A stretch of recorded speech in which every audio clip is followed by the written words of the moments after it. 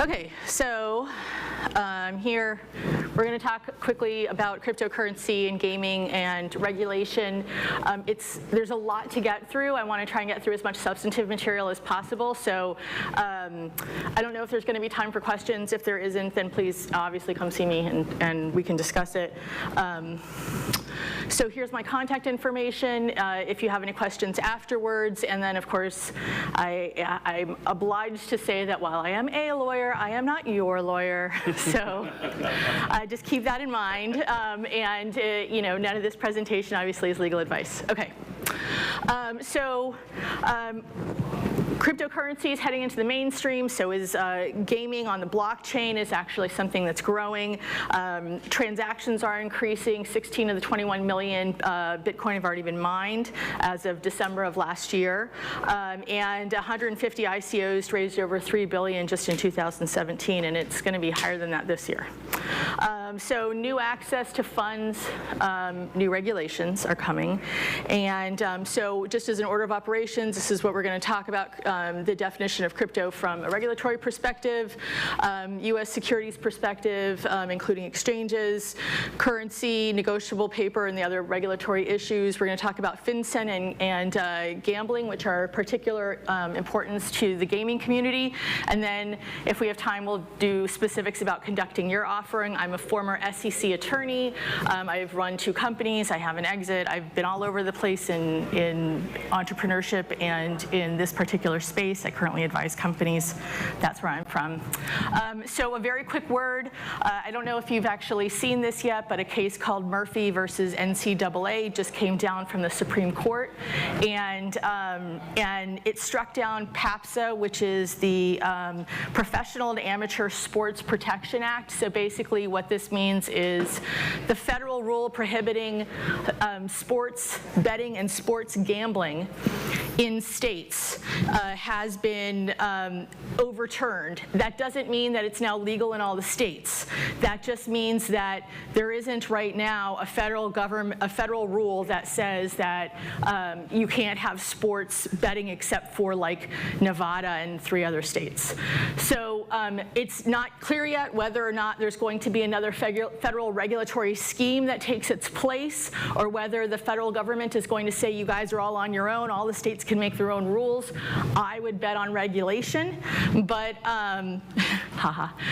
but we don't know yet. So just know that right now, so the NFL and the NBA, among other players, are against this overturned rule. They want protections in place, so they're probably going to go for a regulatory system.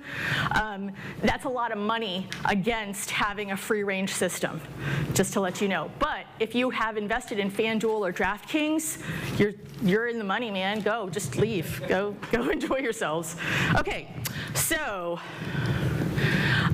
definition of crypto from a regulatory perspective. Basically, this means that it's unlike fiat currency or digitalized currency.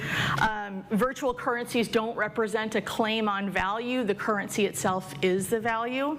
And so like CryptoKitties, which is everyone's favorite cat hustle, they raised $12 million on their ICO, and others have successfully raised multi-million ICOs and private offerings.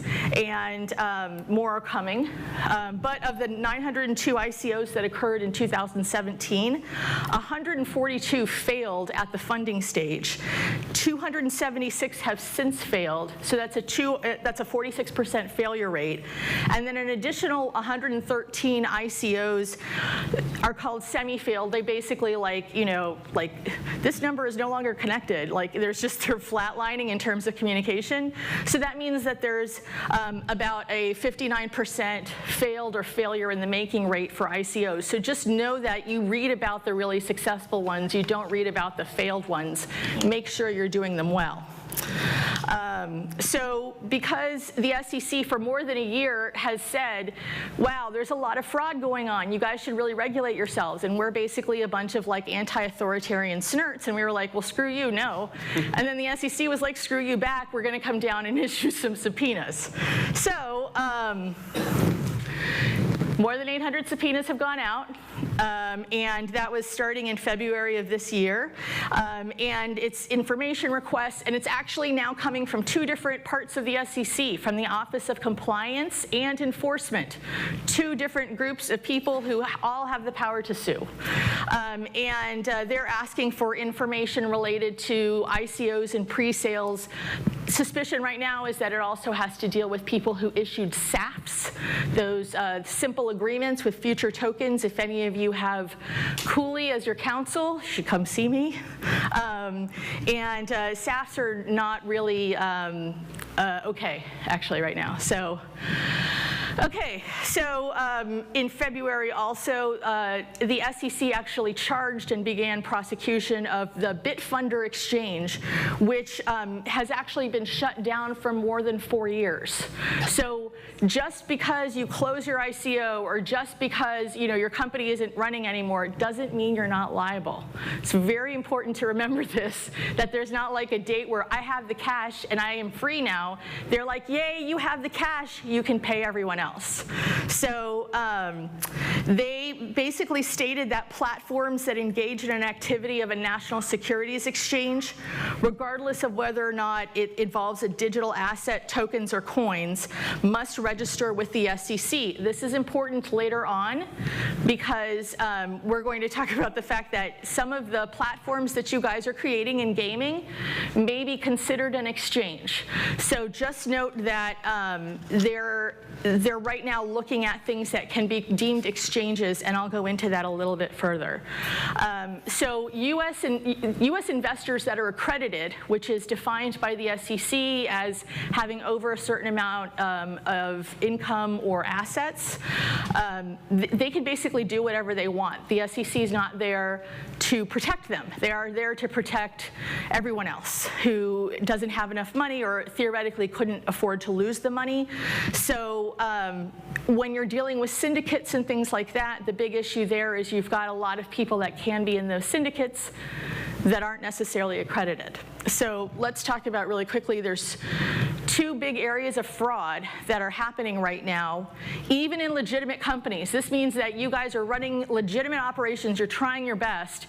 If you are not properly AML or KYCing, which is know your customer and the anti-money laundering protections, if you're not looking through to see who is investing in your company, you can be violating the securities provisions, which means you have to recall all the tokens or whatever security it is that you're selling, assuming you're selling tokens. Also, ICOs are basically now sold in pre-sale now, which means essentially there's like large-scale insider activity that's happening right now. Just to keep this in mind, because I'm not the only one who knows this. So the most important things are if you're doing a Reg D for accredited investors in the US or Reg S overseas offering, don't just look at your lead investor. You have to look at the entire pool of people. So moving on. Okay, the securities perspective, so where does the SEC stand? So basically, distributed ledger transactions are not exempt. In December, they issued a statement saying that distributed ledger anything changes the form but not the function. So what does that really mean is that they pretty much think you're a security. That's just the way it is right now. Jay Clayton, who's the SEC chairman, said, I have yet to see an ICO that doesn't have a sufficient number of hallmarks of a security.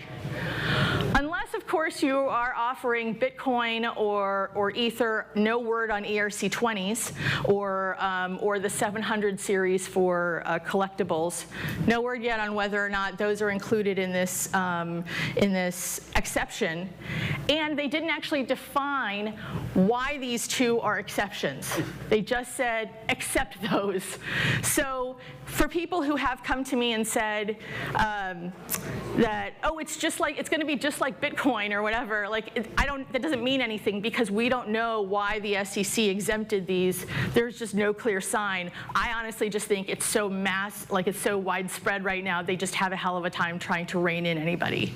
So, so otherwise, they have a few areas of continued review right now, which are how tokens are listed on exchanges and the standards for listing, how tokens are valued, and what protections are in place for market integrity and investor protection. Okay, so where does this leave us? Okay, so a SAFT is a security document. That document itself does represent the transfer of a security. And also, don't use a SAFT.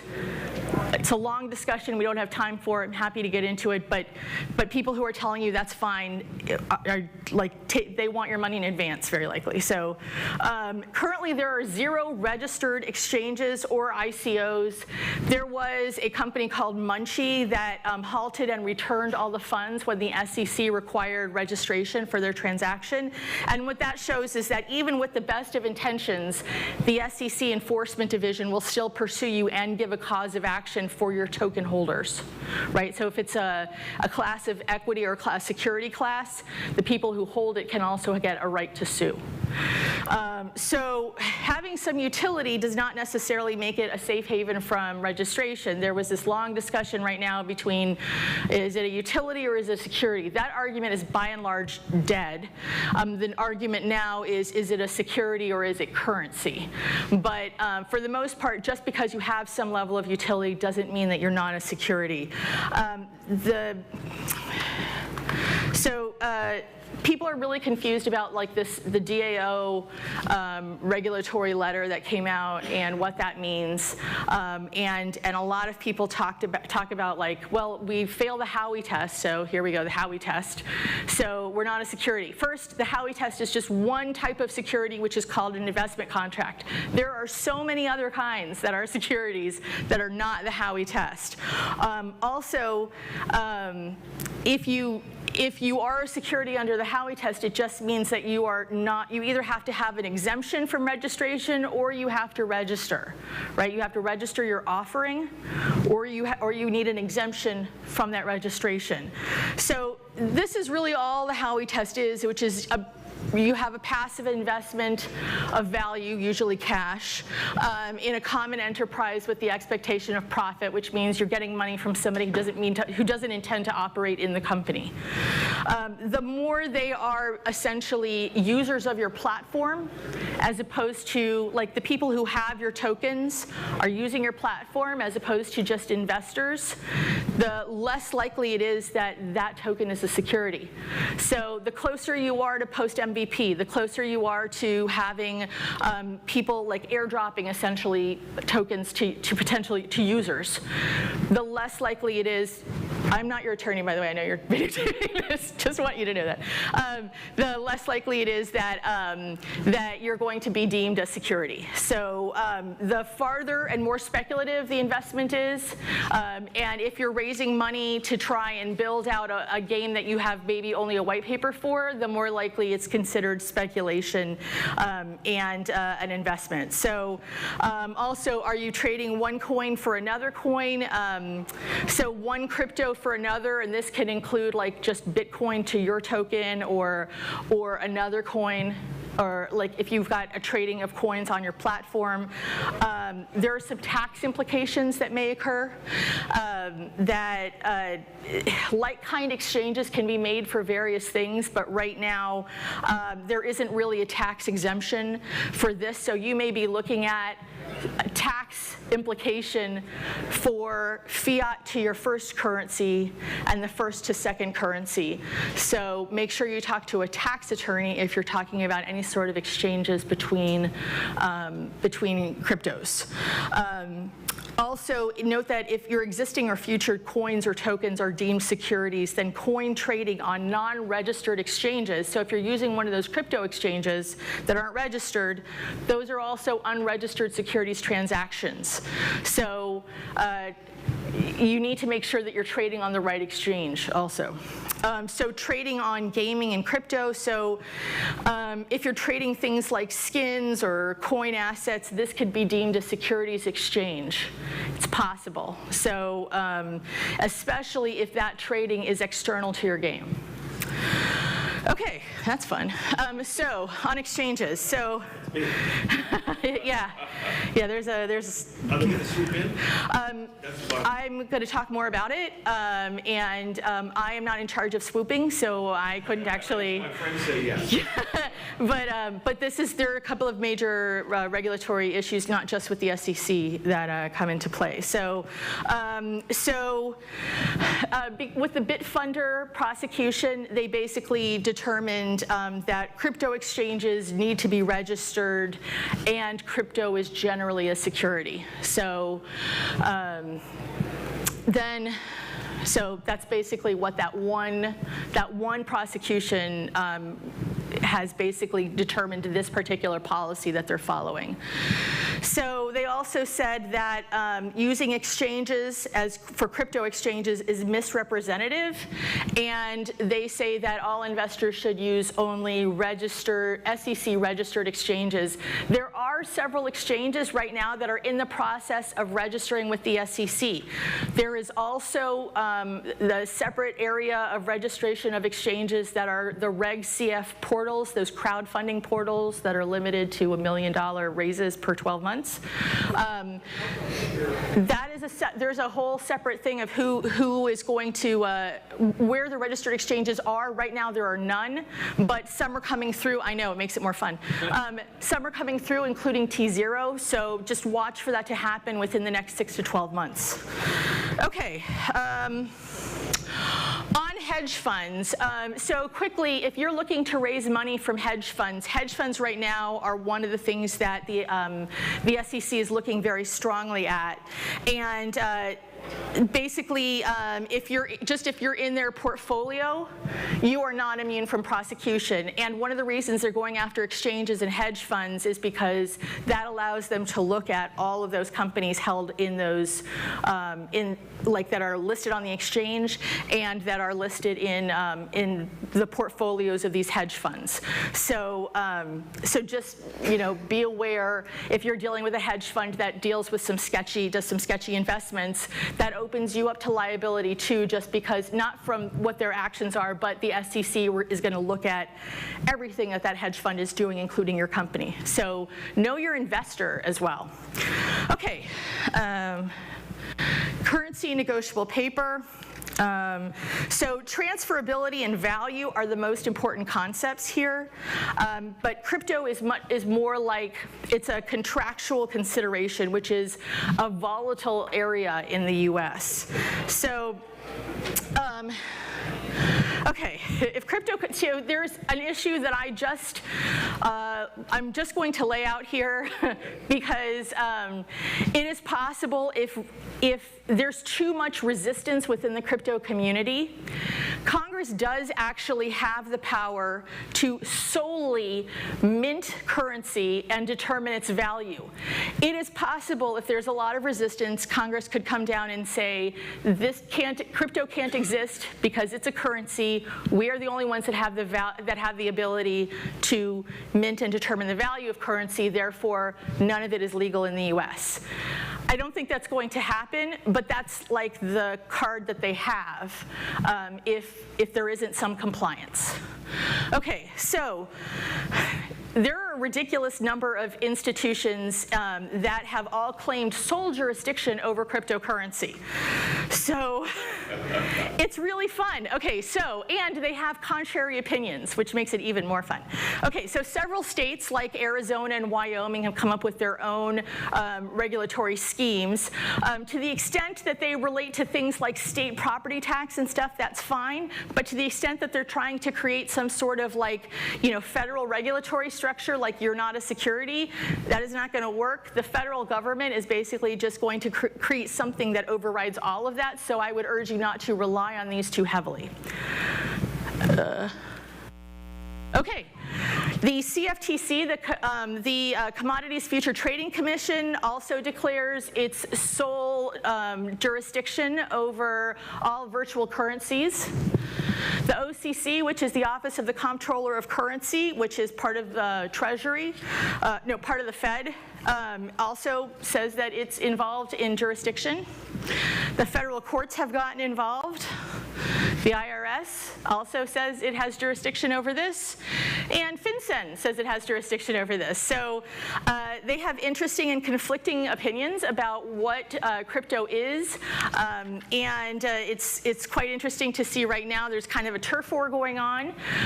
The SEC is also part of this list, which I haven't added, but right now the big ones to worry about are the ones in Treasury and the SEC, because the rest of them kind of are subject to what SEC, like the CFTC is sort of, like the SEC's bitch, so it's like it's not really gonna, it doesn't get to do its own thing, and the SEC, if the SEC rules alternatively, then the CFTC is going to comply.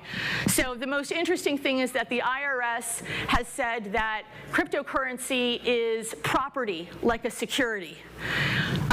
FinCEN, which is also under Treasury, so they're equal divisions under Treasury, FinCEN says it's currency. So those two things are fundamentally opposed. The most interesting thing is, I'm going to talk about FinCEN issues next, but the most interesting thing here is that FinCEN's enforcement arm is the IRS. There's two problems here. One is, can FinCEN override what the IRS says? There is no precedent for that. The second thing is, say they can, how do they go after you? They get the IRS to go after you, but what they want to go after you for is something that directly contradicts the internal policy of the IRS. Is the IRS going to act on their own policy or on FinCEN policy? Look for the Treasury to just come down and declare something, one way or the other, and they will probably follow the IRS rule unless you are creating something that is supposed to take the place of a currency, right? So are you trying to create like Ripple or something like that, or Tether, I don't know, some other form of coin that is going to function as currency as opposed to functioning as gas or a tool or something like that.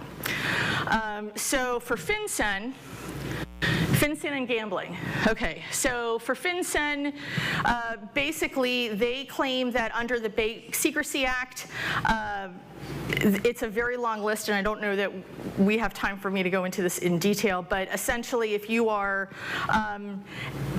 accepting or transmitting anything of value, that makes, and value I'm going to talk about in the gambling section really shortly, but it makes you a potential money transmitter. And an exchanger is a person that that's in the business of exchanging virtual currency for fiat funds or other virtual currency. So if you are trading tokens on your site, you're likely an exchanger.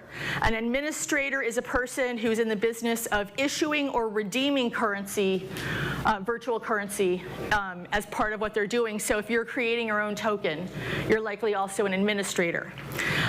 So buying or selling and accepting and transmitting any convertible virtual currency, you may be subject to the money transmitter regulations, which means you have to register in each state. Every state that you do business in, which is probably going to be every state. So if your token can be cashed out or traded on an outside exchange, this is going to be problematic. So you're going to have both securities and money transmitter issues. So, okay, there may be an out in the main letter that was released that discusses the need to become a money transmitter. There may be a carve-out for why you don't have to actually register in every state if you're subject to another regulatory regime. And I actually have a call-in right now to FinCEN to see if this would apply. So I just want to find out if that's actually a good read on it. It looks like there's a little regulatory carve-out. Okay, so there's a reasonable argument that there's too much confusion due to this institutional overlap and whether or not FinCEN can be enforced. So for right now, I don't know anybody who, while they may be registering, especially with the BIT license in New York, while they may be registering in their primary jurisdictions, I don't know many people who are freaking out over the money transmitter thing yet. I think right now we're just going to have to get more clarity as to whether or not it's going to apply if you are not acting as a currency, if you're not working with currency itself, if you're just working with, if you're just doing something like Insight, if you're just using tokens Insight and you're not actually trying to transfer real goods, money for real goods. So, okay, so note that here's basically the most important thing right now is if it's a security, the SEC governs. If it's deemed a currency, Treasury governs. They are mutually exclusive. So right now the system makes 0 sense. We are trying, so I'm still working through ICOs with people. It's complicated, but it's still possible. Don't think that you can't run your business because the regulatory scheme right now is confused. There are still ways to do this. So don't feel trapped. Okay, sorry, there's still more. So, but the current status of whether or not it's a security or a currency is That's all I know. Okay, so there's yes, you are entering business with risk. Thank you. You're welcome. Know your customer and anti-money laundering. Okay, so these are issues in honestly most developed nations, know your customer and anti-money laundering, because there's treaties across countries that basically say you have to be careful that you are not violating sanction treaties and things like that. So this is, while it may be complicated, there are lots of companies that currently exist that do like lots of back office stuff and can handle this for you.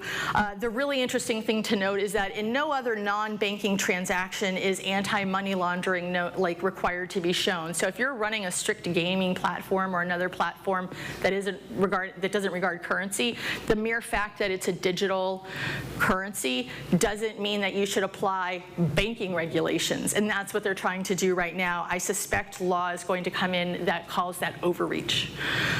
But for right now, definitely just make sure you get that done. Just keep in mind that that may change in the future. Gambling issues.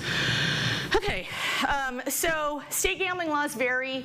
I told you about Murphy, so we'll see how that evolves.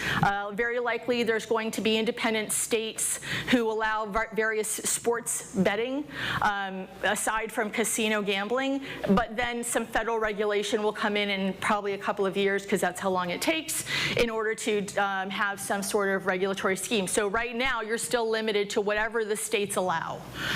But as more states allow gambling, then if you're doing a gambling site, then that's going to be more permissible.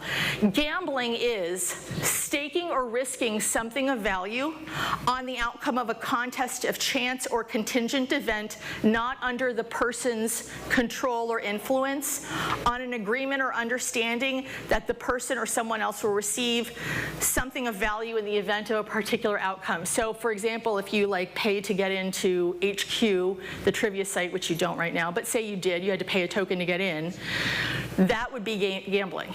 Even though it's it doesn't matter, the amount of risk doesn't matter, the amount of stake doesn't matter, none of that actually matters. Just staking something of value, which could be your own token, on a chance contest that isn't in the control of the person staking. So social games are not considered gambling because virtual items aren't considered a thing of value.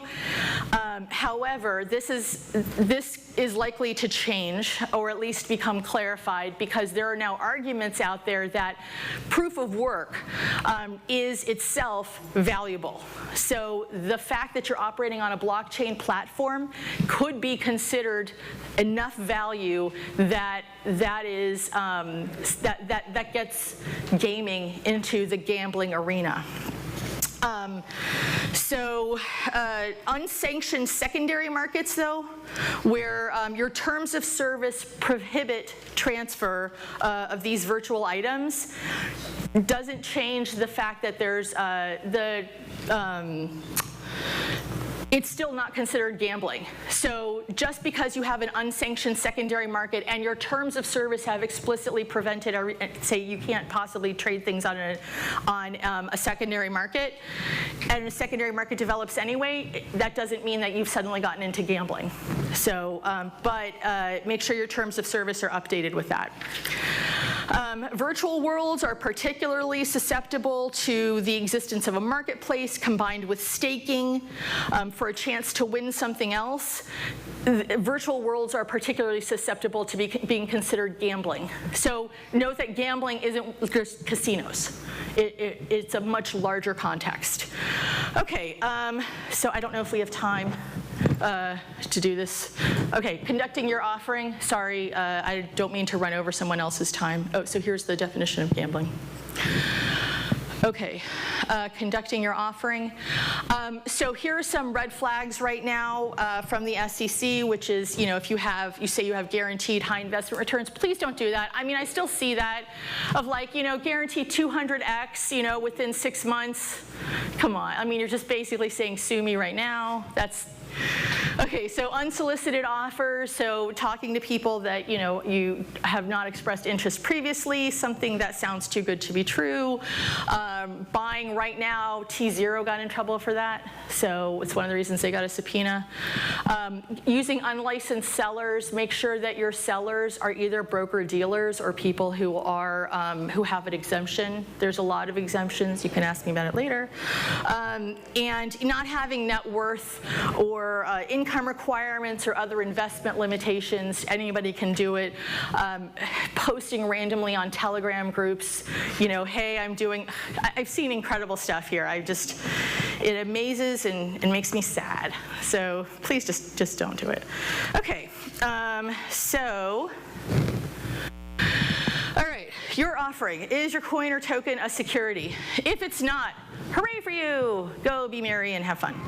If it is, you are basically going to either have to register or find an exemption to registration in order to conduct your offering, which is your fundraise, or even if you're doing an airdrop, you still have to do this analysis. So if your prospective purchasers are really prospective users, you're moving into the not a security category.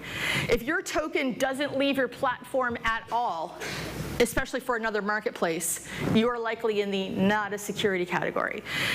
If it is speculative or future, we plan on building something someday that this token would be used for, but hey, you can go take it and trade it right now, on Binance or whatever, more likely to be a security. So one of the bigger issues right now are promoters of these offerings are emphasizing secondary market potential. Get in now, you get a huge discount, so that when there's an ICO, like this whole, basically everything going to zero. There's a very interesting analysis that Willy Woo did of 115 coins and over about 6 years, and it's basically almost all of them go to zero except for Bitcoin and to some a lesser extent Ether.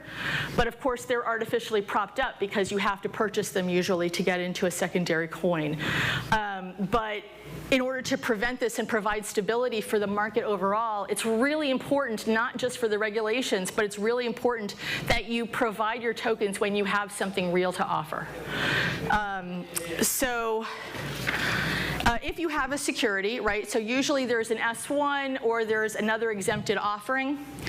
These are the main exemptions that people end up using, which is Reg D is you do almost entirely accredited offerings. You can do some marketing. Reg S is basically Reg D but overseas. You can do D and S simultaneously and not have a problem with making it accidentally a public offering. A+ is the testing the waters one. There's a $50 million cap, but those shares are freely trading right away. The other ones you need a lockup period, 12 months usually. And Reg CF is with the portals where you can do public offerings, but up to $1 million every 12 months.